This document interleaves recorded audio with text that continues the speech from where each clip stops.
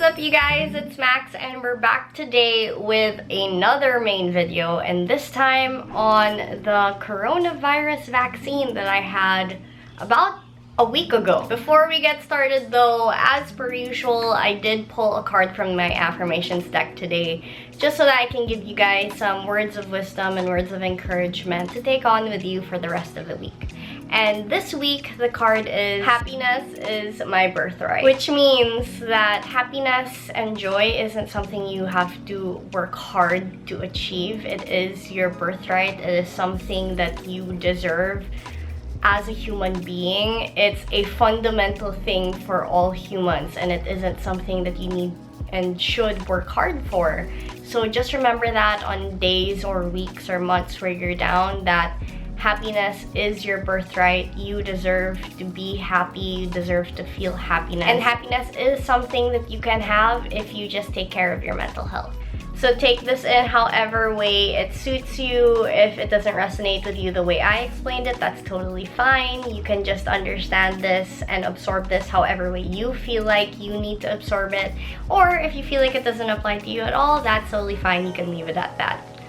But yeah, let's get started. Alright, so the COVID-19 vaccine is upon us and it's slowly being rolled out throughout the nation. Unfortunately, not everyone has access to it yet. I am very well aware of this, but there are cities that are already rolling it out to their citizens, which is great because at least we are at the start of finally vaccinating everybody and dodging this virus that has been causing so much trouble all over the world. So I'm here to talk about the process that I went through to get to the vaccination and my experience after being vaccinated the first time around. So a registration form began circulating around the city that I live in, where you can sign up for a COVID-19 vaccine. My family got a hold of the link and we signed up through that form where we put in all of our personal details, including any comorbidities that our family has, which we do. All of us unfortunately have comorbidities. I personally have asthma. I've always been asthmatic ever since I was a kid. So yeah, we filled up the form, we got the confirmation of us filming the form via email, and then a few weeks later we got word of the actual vaccination taking place in certain key areas in my city. I am not going to disclose the city that I live in, mainly for privacy purposes.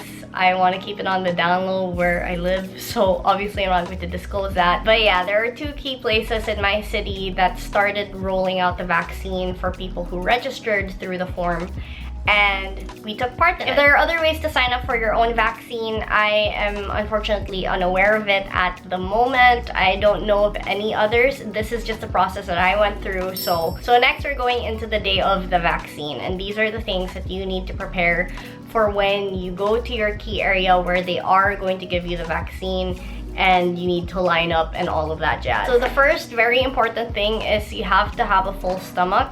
So if you go early in the morning, which we did, make sure that you have breakfast and a full stomach, because it's always safer to have food in your stomach while you're getting vaccinated, because your body is going to need that to energize itself. That morning, I just made my own breakfast sandwich and I ate that, and then we went off. Next thing is for you to pack goods that will keep you full and hydrated and occupied. Me and my family, we were at the vaccination center for 5.5 hours. Unfortunately, it really took that long. There were a lot of lines that we had to line up in. There were preliminary tests that we had to do to make sure that we qualified for the vaccine, interviews, more forms that we had to fill out when we got there. So even if I had a full meal before we left for the vaccination center, by the time it was our turn to actually get vaccinated, we had already gotten hungry and past lunch. So a tip I want to give you guys is to pack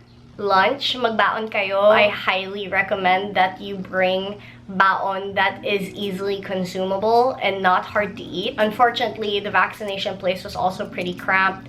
The people in charge, the administration there, were encouraging everyone to stay away from each other, social distance from each other, but you know, it was a small area, it was pretty cramped, it was kind of hard to keep your distance from everyone, so you just have to keep that in mind. And because of that constraint and the space, it is like best for you to bring baon that is easy to eat, like sandwiches that will fill you up easily, or burgers or whatever. Bring a jug of water is another thing. I didn't think I would be so thirsty, but I was, and I drank a lot of water that day. And then bring something to keep you occupied, not just your cell phone, because you do need your cell phone to contact people. So if you use that for entertainment as well and then you lose battery, then what are you gonna do, right? Bring a book. If you have a gaming console like a Nintendo Switch or something like that, bring that. If you have an iPad, bring an iPad. Bring an extra phone cord and a power bank as well, because if you end up having the same experience that I had, which is waiting in line for 5.5 hours, your phone is gonna need the extra battery power. Food, water, and something to keep you occupied. I brought a book, so yeah. So the process before you get into the actual, vaccination shot is you line up first, and then you give the QR code that you are given upon registering online. So once you register online, you're given a document, a PDF document for you to print out that has a QR code in it. So you give that QR code, and then they use that to find your information online. And then you go into a testing area where they will check your blood pressure. So if you have any family members that struggle with hypertension or anything like that, anything that raises the blood pressure, just keep that in mind that they will be checking your blood pressure. And you can only take the vaccine if you are at a normal blood pressure level. I passed it, my sister passed it, but another person in our family unfortunately had high blood pressure. So what they did with that is that they let them rest for another 15 minutes. And then after 15 minutes of resting, they go back and get the test again. And then if the test is normal, then they can proceed. After taking the blood pressure test is the screening area. So you're led into this place where everyone sits down on chairs, and then you wait for your form. And this was what took us like 4 hours to get done, because it was literally just us sitting and waiting for the administration to give us our vaccination forms for us to fill out all of our details. A little side note to this as well is that my family got to the vaccination area like 30 minutes after it opened, and at that time we were already in the 150 count. Like I was 156 and my sister was like 154 and stuff like that. So we already had 150 people ahead of us getting vaccinated. And the thing is, you can't do the trick of like going later in the day because there will be less people, because everyone's expecting to go earlier, because there are only a limited number of vaccination shots. So by the time we were waiting for our forms, the place had stopped at around the 240 people mark. And after 240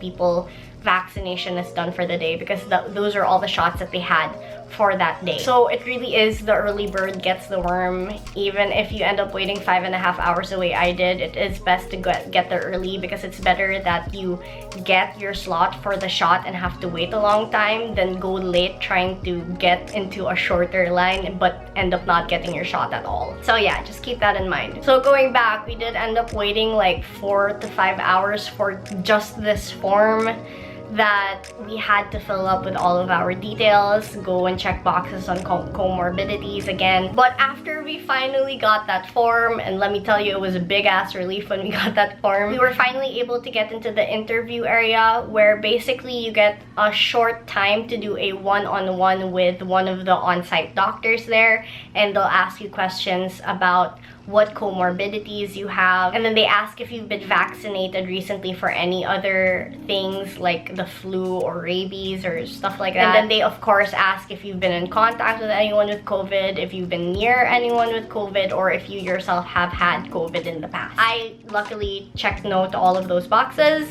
so I don't know what would happen if you checked yes in any of those. But yeah, I checked no on all of those, and I was free to go and get my vaccine. Keep in mind though, when you state your comorbidities, if you have any like I do, they will be requesting for a medical certificate for proof, obviously, so just keep that in mind. So after the whole discussion with the doctor, which will take like 5 minutes maximum, you go and get in line for your vaccine. This was definitely the most exciting part of the day, mainly because I felt like it was just, another way to reinforce my strength and my safety against the virus. The vaccine that I got is Sinovac. If you guys don't know about Sinovac, I will be linking references down in the description box, of course, so you guys can do your own research. Based on what I have read on it, it is a vaccine that originated from China. It has an 80 to 90% efficacy rate. I'm not gonna lie, I was a little worried about taking Sinovac, mainly because the 10 to 20% of it not being effective kind of worried me a little bit. This is something that I feel like you guys need to keep in mind when getting your vaccine, whether it's Sinovac or something else. I talked to my friend who is a resident in one of the hospitals. She is a doctor. I told her, I voiced my concerns, and I told her, I'm not sure, do you think it's worth it knowing that there's a 10 to 20% chance that it might not work? And this is what she told me, okay? She said that especially nowadays with COVID-19 cases rising and more people and families getting infected, it is better to have a vaccine than not at all. Even if it's at an 80 to 90% efficacy rate the way Sinovac is, you still have that 80 to 90% protecting you. You know? So it's really better to be vaccinated now than not at all, because that is extra reinforcement for your safety and your protection against this virus. So keep that in mind. That built my confidence, and that made me realize, like, why am I worrying about that 10 to 20% when I am lucky enough, I am blessed enough to even get the chance to have this vaccine to take on that chance of the 80 to 90% protecting me. So I got into that booth for my vaccination, and a tiny little detail that I really appreciated, by the way, is that before they vaccinated me, like they actually stuck the needle into my skin, they showed me the bottle of the vaccine. They didn't just like bring out the needle with the vaccine in it and stick it in me. They showed me the bottle, and I clearly saw that it said Sinovac. And then they put it into the needle, and then they stuck it in me.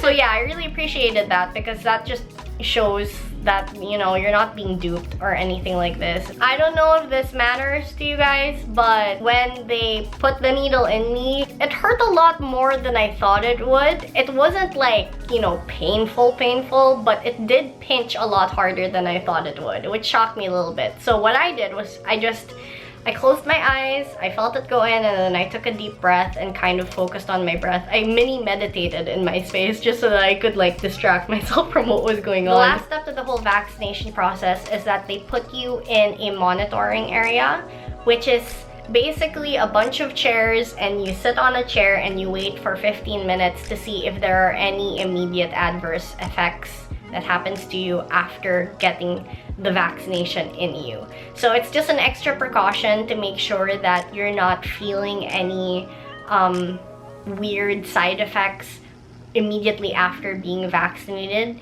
It just makes sure that you're going to be okay. After those 15 minutes are done, then you're good to go. You're given your card back with the date that you need to go back for the second booster shot. Because to complete the whole Sinovac vaccination, it's 2 shots that you need to take. And then it's effective for the next 6 months before you need to get revaccinated all over again. Let's talk side effects that I experienced. So please keep in mind that side effects vary from person to person, and just because I felt these side effects doesn't mean that you will. I personally didn't have much. Honestly, all I really felt was a really heavy and sore arm where they stuck the needle in. Like it was painful, it felt kind of bruised, and my arm was heavy. It's been a couple hours since I got home, and I so far don't have any pretty severe side effects. The only thing I'm feeling right now is that my arm hurts. Parang mabigat yung left arm ko kung saan ako tinurukan, tapos it's sore. Okay, don't mind the lines. I just took a nap, so that's just the lines that I get when I take a nap. I noticed that if I do this, it looks a little swollen and it feels kind of tough. Like when you press on it, it feels like it's a little bit hard.